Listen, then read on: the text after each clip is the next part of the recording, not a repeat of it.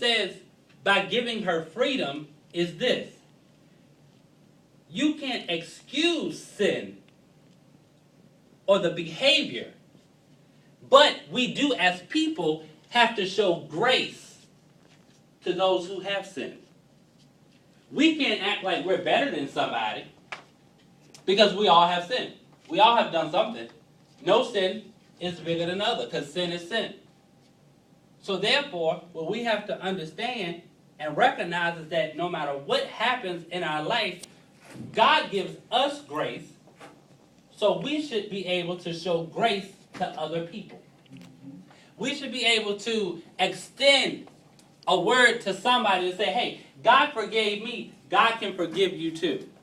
We should be able to show compassion to one another when somebody falls, that we help pick them back up instead of letting them stay and believe that that sin or that issue that they've committed will be the end of their life. This woman faced death and public humiliation. But with Jesus on the scene, he made her free. So no matter how much public humiliation you have had from folk remembering your past or remembering your present or knowing what you did that you think nobody else knew that you did, because trust me, somebody always knew what you did. The thing about it is no matter what we go through and how many people know, they cannot hold it over top of your head. Because God has given you that grace and God has freed you from all type of bondage. Look at, and this is a long comparison here. Look at Paul and Silas in Acts chapter 16. They were in bondage because they casted sin out of somebody else. So they got thrown in jail. Okay, even in their moment of bondage, they still knew how good God was, and they still began to give praise and to give glory, and they prayed and they sung hymns, and then immediately at midnight an earthquake happened and they became free from all of their bondage. So here's the thing. If they in a bad situation like that can say, regardless of what type of situation I'm in, I still owe God was due unto him. Yeah. And then knowing that if I continue to have a positive outlook about God, I'm not having necessarily a positive outlook about my situation, but I'm having a positive outlook about the God that's a part of my situation, then I know that God will open doors, God will shut doors that the enemy tried to open for me, God will provide a bridge over any type of troubled water. Whatever it is, God will make a way out of no way because of the fact that you remain faithful to who he is, not to who your accusers are. Because folk will accuse you of stuff that you did not do, just to set you up. Because a lot of times, what we do as people is we allow folk to say certain things about us, and we don't ever correct it. So therefore, if you don't correct it, guess what? You're accepting what they just said about you. It's like what I said the other day. It doesn't matter what they call you, it only matters what you answer to. So therefore, if you are allowing people to continue to say things about you and you're not doing anything to justify the falsehood of what they're saying, then guess what? You're accepting it. We have to be careful, because this woman could have told Jesus at this particular situation when these people were getting ready to stone her, using her as a vessel to attack Jesus. She could have easily told him, look, I did it. Let him stone me. But she let him handle her situation. Okay, sidebar. How many of us are too busy trying to handle our own situation where we begin to push Jesus out of our situation when he was getting ready to fix our situation? You know the old saying, I've come too far to give up now.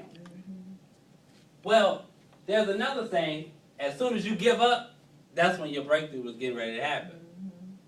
But then you get into that moment where you begin to question that because, well, dang, I started to give up 4 years ago. But guess what? Somebody told me if you give up now, your breakthrough is going to come. So I held on a little while longer, and now it's been 4 years, and I still haven't seen my breakthrough yet.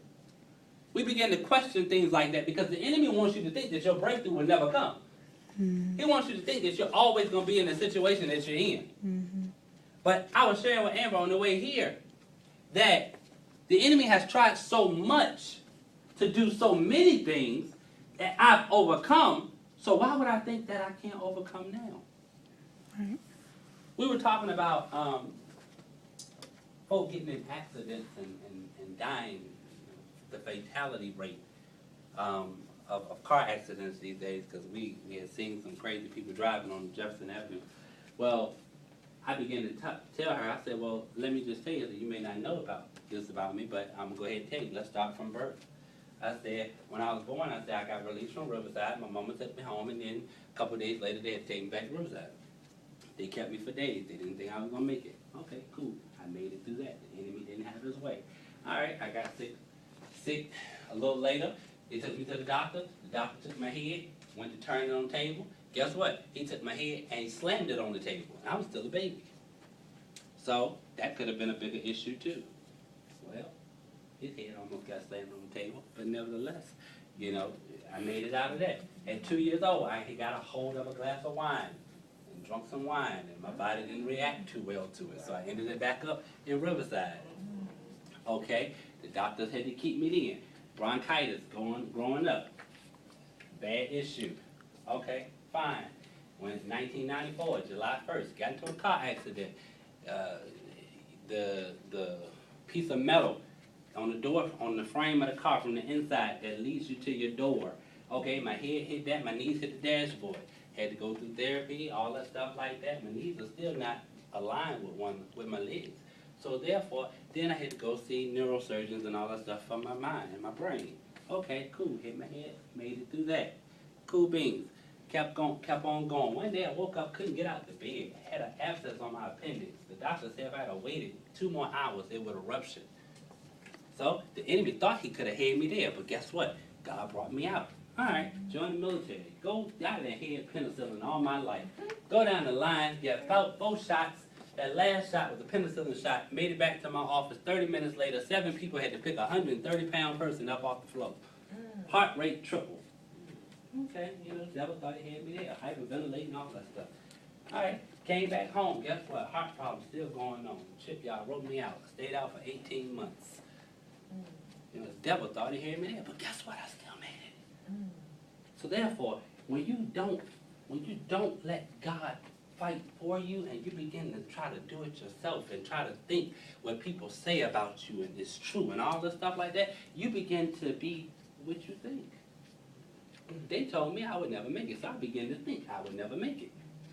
I began to not fight for God. I began to not believe that His word was going to come back, you know, true. I didn't believe that His word would accomplish what it set out to accomplish. I didn't believe that His word would never return unto Him void. I'm telling everybody else that it will.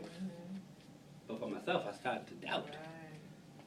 It's easier to give somebody else a piece of encouraging word than to give yourself a piece of encouraging word.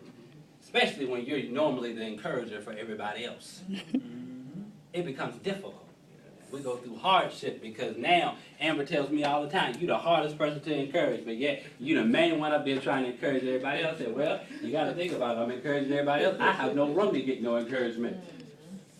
I don't know how to accept it because I'm normally the encourager. But when we begin to get like that, we begin to go away from the place and the position that God has for us to be.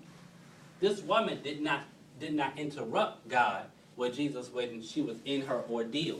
Paul and Silas did not forget about God when they were in their ordeal. So why would we forget that God has brought us out before of bondages? He could bring us out again. So therefore, we have to make sure that we are attached to Him to the point where we know that we are free from the issues that have been attacking us and ailing us. Verses number 12, that's verses 1 through 11. Verses 12 through 59. It talks about how your sheet says, I'm not living in darkness. Okay, the first thing was he who is without sin. Okay, we know that nobody's without sin, so don't let nobody get you down and depressed and out and talk about you like a dog and make it seem like they holier than thou and you ain't. Okay, we all sinners. Next time somebody do that, just tell them, he who is without sin cast the first stone. Cool. All right, the second thing, we talk about I'm not in darkness anymore. All right, Jesus says, I am the light. So, this is the second I am statement listed in the book of John. The first one, a couple chapters ago, he says, I am the bread of heaven. This one says, I am the light. If you live in the light, guess what? You'll never live in darkness. All right, so John 1, chapter number 1, verses 4 and 5, says it like this. In him was life, and the light was the light of men. And the light shineth in darkness, and the darkness comprehended it not. Okay, so Jesus describes himself as the light of the world. Now, notice, Jesus gives his testimony in these verses, verses 12 through 59. Jesus talks about how he has been through and how he knows who he is and all these things. But here it goes back to that Mosaic law. The Mosaic law says there need to be at least 2 witnesses to tell your testimony. You can't tell it. You know why? Because you have a biased opinion. Because your own interest is in your testimony. That's why people can get up and they can testify and it sound all gravy and it sounds beautiful and all this stuff like that. But has anybody else seen your testimony? Has anybody else knew where God brought you from? Can anybody testify that God brought you from a mighty long way? Or is it just your view? So, here it is. The Mosaic law says you need 2. Because your own interest is located in this thing. So, we need 2 because we don't need you to be biased. But Jesus says like this, I'm qualified to give my own testimony. Number 1, because he says that he knows his own origin and his destiny. Jesus knows who he is. He knows what he's done. He knows that he was born to a virgin. He knows that when he came in, they had nowhere for him to be. He knows that the wise men tried to come find him for King Herod, but King Herod wanted to kill him. So therefore, the angel came to his father, came to David, his earthly father, and said, take your child and leave. Jesus knew that he had been through all these things. So he says, wait a minute. It goes back to what I taught y'all in John chapter number 1 about the deity of God, the deity of Jesus. He's 100% man and 100% God. So he says, I can do my own testimony because I am God. I know who I am. I know what I've been through. He says, I don't need anybody to validate me because I'm God.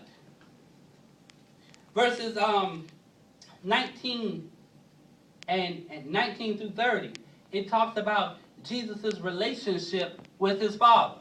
Now, here it is here. He talks about the deity first. I'm 100% man, I'm 100% God. Good, I know who I am. But then he goes on to say, just to prove it to you, let me tell you about my Father. He says, my Father and I have a good relationship. He says, this is why we have a good relationship. Because we're constantly communicating. Because I spend time with him. I have intimate moments with my Father.